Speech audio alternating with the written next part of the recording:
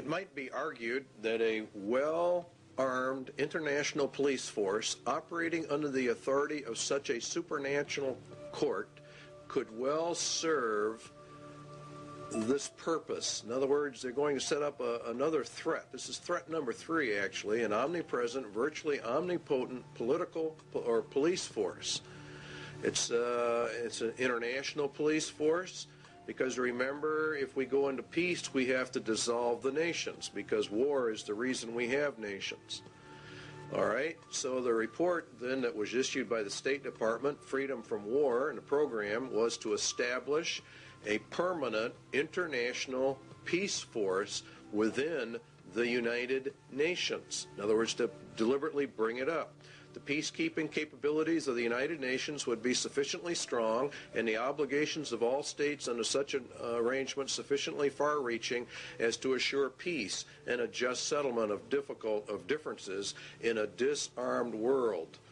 They're going to use the United Nations to keep the peace. In other words, a world government, which is exactly what Daniel talked about and Jesus talked about.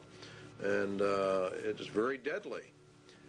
During stage 2, states will develop further the peacekeeping processes of the United Nations to the end that the United Nations can effectively suppress any threat or use of force by anyone, and that would include the American people. It's going to be omnipresent, and it's going to be omnipotent in its ability to handle. And this is what Revelation says, who can make war with the beast? Remember that the U.S. and Russia are to have their internal or militaries turned over to the United Nations in this 3-stage process, and we end up with the UN in total control of the world, a global entity, precisely as Daniel and Revelation talk about. It's and Jeremiah and Isaiah refer to it as, of course, Babylon. And this process, of course, emerges bringing out the United Nations as the final end-time global ruling entity, which the Bible refers to as the apparatus of the Antichrist, or we could say the Antichrist system. And that is why it sits in New York City, the big city. On the wall in the Security Council is a phoenix. That picture you're looking at right there is in reality the phoenix bird, which is to grow up out of the old world order. America is to be patrolled by Russian, Belgian, Irish, and Colombian and Venezuelan troops under this plan. UN troops are already on U.S. soil, and it won't be very long before these sites that you're seeing right here are going to be very commonplace in the United States. And if the American citizens resist, they are simply going to be liquidated according to the Bible. This power will come to pass. They've laid their plans well, and God has ordained it and allowed it, and is allowing it to happen. And so it's, in reality, here in America, it's a judgment against the United States. There are many books written about a United Nations peace force, so this is not anything we're making up. They come in under the UN Charter. And the last part of it, this principle of non-interfering in a nation shall not prejudice the application of enforcement measures under Chapter 7. In other words, the United Nations claims that it doesn't really want to get involved in internal national affairs, but the opposite is in reality the truth. Chapter 7 deals with action with respect to threats of the peace, breaches of the peace, or acts of aggression. And it's the Security Council itself that determines the existence of a threat, breach, or act of aggression. And it can even walk in under the threat, or it's a possibility that we might have problems. And they determine the existence of any threat to the peace. So they can come in, if they choose to, on very fragile grounds, which is exactly what they did in Somalia. Should the Security Council consider that measures provided in 41, which are more economic, I don't know exactly what word to use, but sanctions, I guess, is the best word to cover it.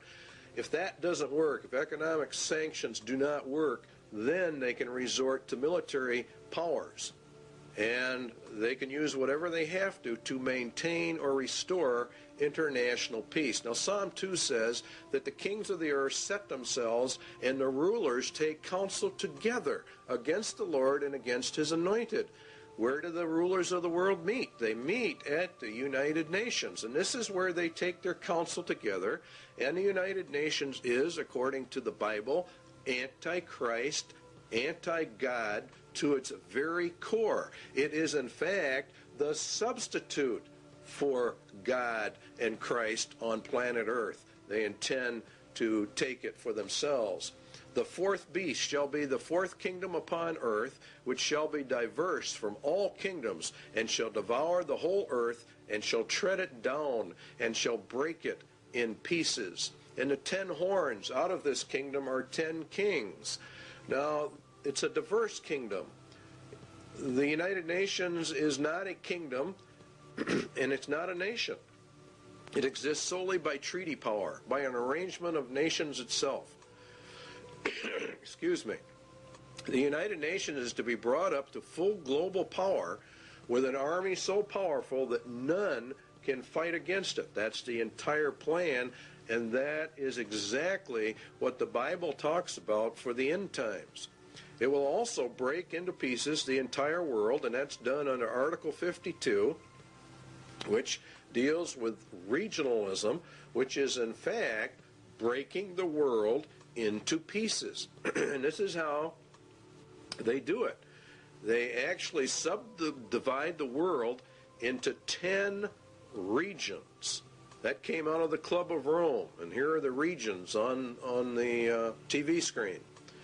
Region 1, of course, is North America, and it's Region 1 by virtue of the fact that North America, and particularly the United States, is the primary power behind the United Nations, enabling this to happen.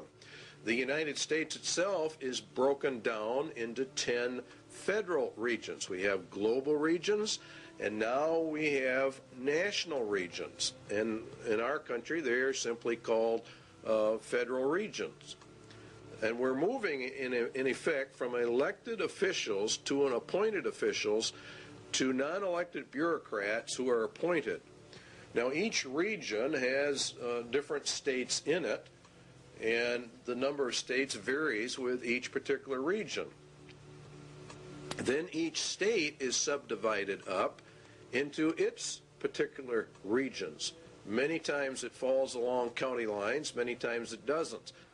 Overlapping all of it is, of course, grids that keep getting smaller and smaller, which is the reason why thousands or millions, actually, of Americans are getting address changes. They're going under the United Nations grid system, which divides the world into tiny pieces, which is exactly what Daniel said. They can get it right down to your house number. In fact, they can get it down to about 10 square yards of turf.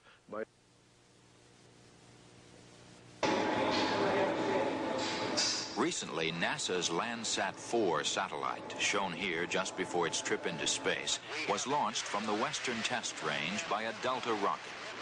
This Landsat is the fourth in a series of NASA spacecraft designed to continuously collect accurate information on Earth's resources. More than 100 nations will make use of the information gathered by Landsat 4 in land use planning, mineral exploration, and agriculture. Landsat project scientist Dr. Vincent Solomonson described a new instrument on the satellite called the thematic mapper. In urban planning, the thematic mapper will be very effective. Features that were blurred or hazy over cities as viewed by the multispectral scanner on Landsats 1 through 3 will be seen much more clearly from the thematic mapper, and as a result, urban planners will be able to manage and monitor the spread of the urban sprawl into the surrounding countryside. The major receiving and processing facility for Landsat data is located at NASA's Goddard Space Flight Center in Greenbelt, Maryland.